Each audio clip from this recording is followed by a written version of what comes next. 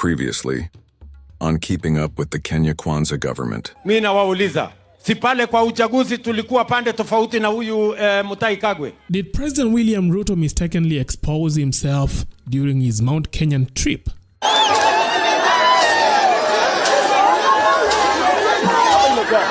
It was supposed to be a triumphant homecoming, a grand return of the prodigal president to Mount Kenya after a 6-month diplomatic Cold War with his increasingly loud and rebellious former deputy Rigathi Gachagua. But as President William Ruto kicked off his week-long tour of the region on April 1st, yes, April's Fool's Day, and no, the irony was not lost on Kenyans. One question hung heavily in the air. Was this whole tour a carefully scripted spectacle? And worse, did President Ruto accidentally admit it on live TV? Let's rewind. Mount Kenya, once the president's political playground, had grown colder than a Limuru morning ever since the fallout with his former deputy Rigathi Gachagua. What was once friendly turf had turned into shaky ground, riddled with whispers of rebellion and subtle threats. So this wasn't your ordinary wake up and wave presidential tour.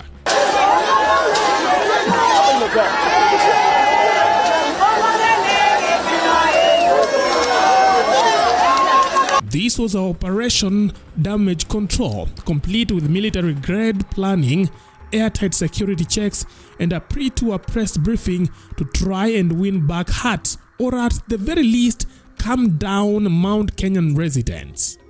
Watu wa mlima ni watu wa amani, ni watu ambao wanaelewa mambo ya maendeleo. Hatuja kuja hapa kufanya siasa, tumekuja hapa kupangana na wananchi wa hapa, mambo ya miradi yao, mambo ya maendeleo yao, tuweze kujua vile tutasonga mbele.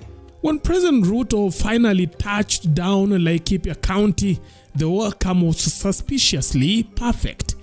Rows of elderly Kikuyu women in full traditional attires, ululations slicing through the chilly highland air, and crowds, massive crowds pouring in from every direction, all seemingly thrilled to see the man of the hour. You would think Beyonce had landed in Nyahururu.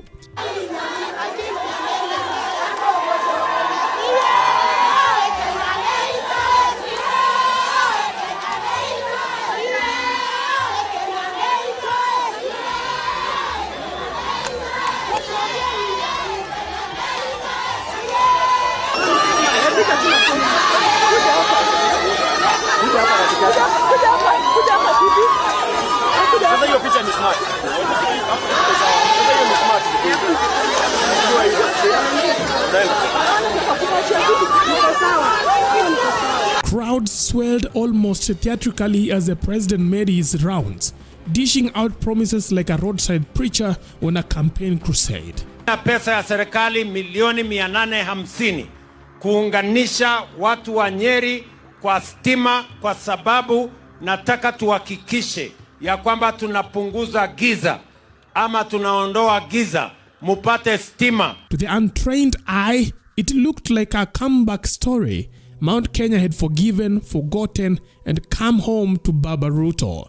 But behind the curtain, the applause may have been paid for.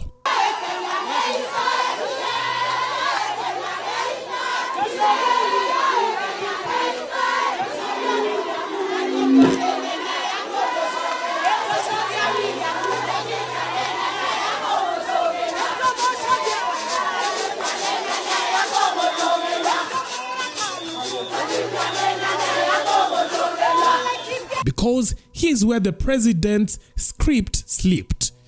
During a press briefing at Sagana Lodge, Ruto, perhaps a little too relaxed or maybe just too honest, addressed the elephant in the room.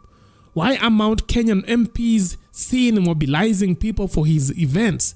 His response, a casual shrug and an admission that yes, mobilization happens.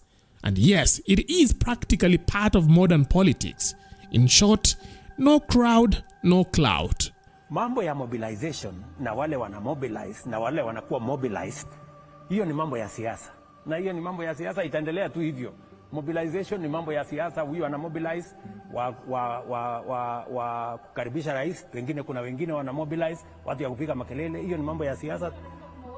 Vikundi zingine ambazo ni huwa wanaogopa ni kama zinaweza inuka kwa sasa. Sasa hiyo ni fitina ya siasa. Unajua hii siasa iko na ukarabati na fitina, mtu akishashindwa anaweka fitina huku na vile, lakini mimi nataka niwahakikishie wananchi wa Kenya, wakiwemo wananchi wa Mlimani hapa, tunataka tufanye kazi ya maendeleo pamoja. Na hakuna haja ya kusumbuana, kwa sababu uwezo wa kuchagua viongozi iko na wananchi.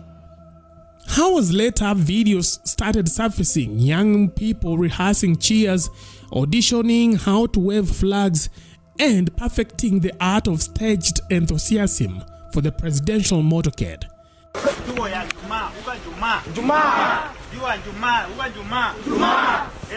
William Ruto. Kedora kendeke. Paul Mugambi. William Ruto. Kedora kendeke. Haya tuzibaga ndaba. William Ruto. Kedora kendeke. Paul Mugambi. William Ruto. Kedora kendeke. Paul Mugambi. Captain.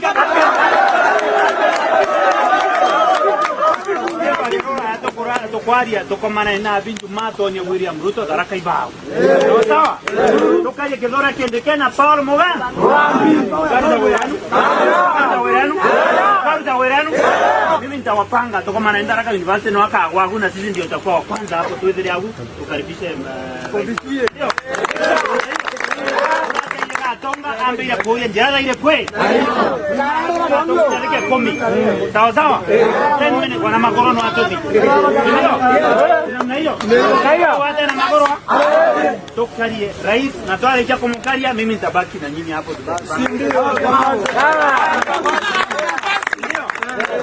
If there were extras for a political drama, this was the casting call. Now, here's the question that refuses to go away. If you're truly loved, do you need to hire love? If President Ruto's grip on Mount Kenya is as firm as his inner circle insists, why spend taxpayers' funds choreographing at reception? The answers may lie not in popularity, but in perception warfare. Unafikiria ni nini ambacho kimewasukuma watu ambao walikupenda hadi mahali wako hivi sasa? Wewe unazungumzia mambo ambayo hujaona.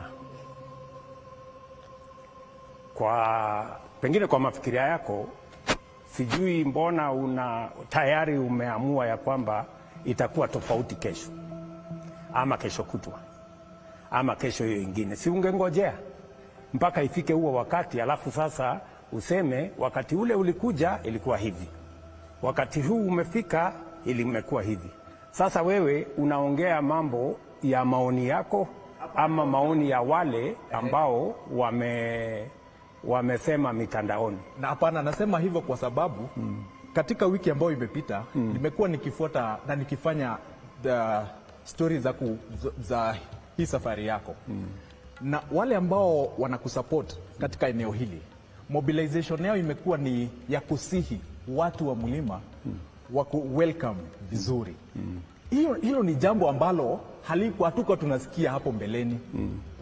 Jambo la William Ruto kuja katika eneo la Mlima ilikuwa embraced na furaha, lakini sahi kwa nini wakazi wa Mlima waambiwe almost kupigiwa magoti?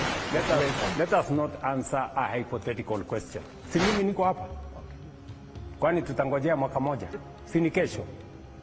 So wacha mambo tuendelee vile tunaendelea.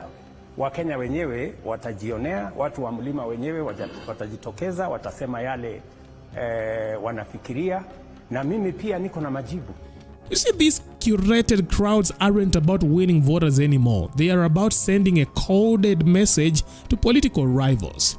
In this case, former Deputy President Rigathi Gachagua. Now the message, look at me standing on a sea of support, while you are out there counting shadows and inciting Mount Kenyan residents against my government.